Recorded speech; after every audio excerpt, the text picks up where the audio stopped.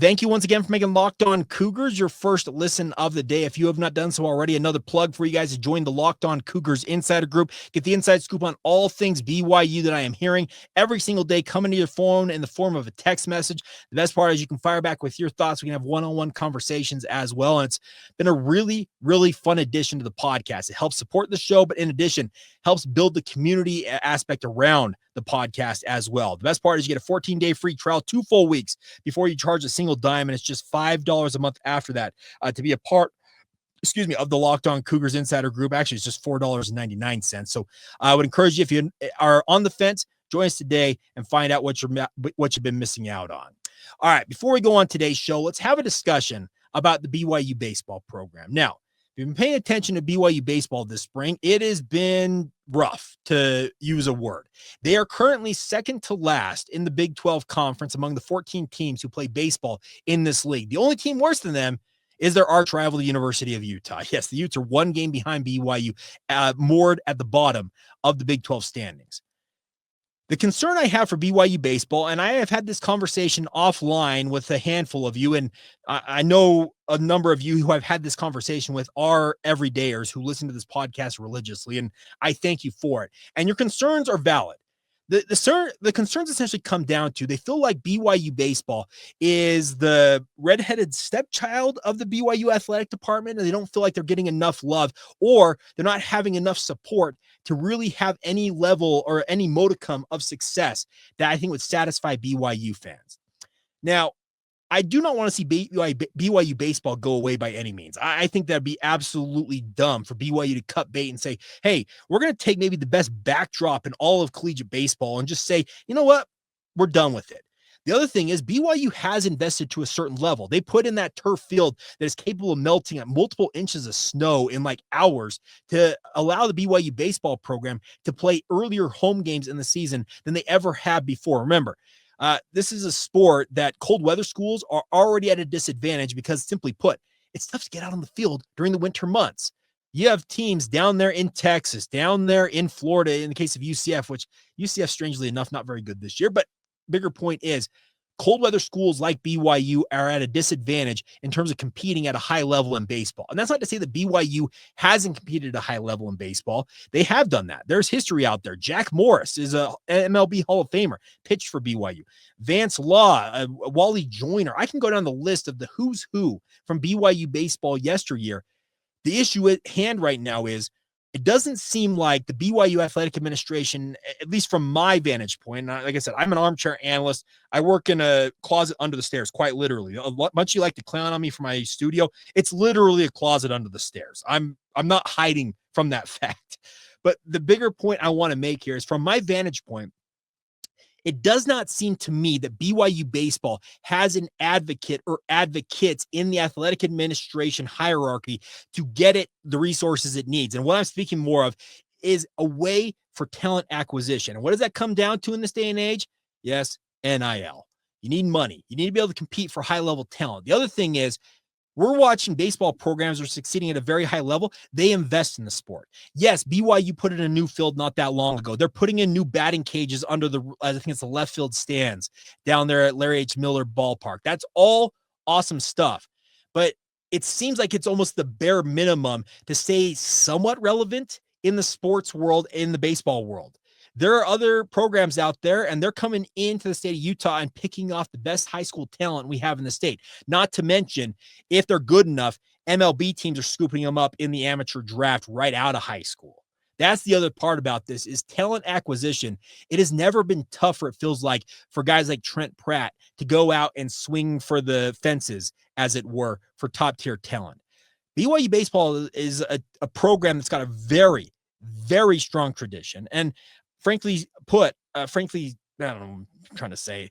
The thing is, I love going out to Miller Ballpark, and I have had multiple compatriots of mine, the Locked On Network and other Big 12 media types, who, when they see the backdrop of Miller Park and see the mountains right there and just how incredible it looks like, I've got to get to Provo and watch this. The sad part is, I don't think the BYU baseball program on field product matches up with that majestic backdrop. I would like to see them rebound. And they had a good win against Grand Canyon yesterday in their final game down there in Arizona after they got absolutely demolished by Arizona State over the weekend. There was a game they gave up 8 home runs, and we all know that collegiate pitching is at an absolute premium because arms, simply put, are the most valued commodity in baseball. And the best arms out of the high school ranks and all the collegiate ranks, usually in the MLB farm systems. So I don't have a perfect solution for what is going to cure BYU baseball, but I am sincerely hoping, and this is not a dig at Tom Homo, this is not a dig at anybody in the BYU athletic administration, but I hope that they can give a little more love and maybe direct, maybe there's a donor out there who is saying, hey, there's a sport I'd like to make my pet project to help lift them up. I would direct them to BYU baseball and kind of point to the history and say, this is a program that's kind of fallen on hard times. And I don't think it's for a lack of effort on Trent Pratt's part or his team. Trent Pratt inherited a really, really tough situation after Mike Littlewood stepped aside suddenly when it seemed like Mike Littlewood had things rolling a little bit here. Pratt's tried to pick up the pieces, and he's done, I think, a fairly decent job of bringing talent into this program.